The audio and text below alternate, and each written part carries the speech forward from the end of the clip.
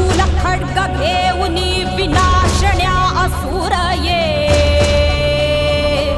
बनून रौद्रगामिनी प्रकाशण्या तिमिर ये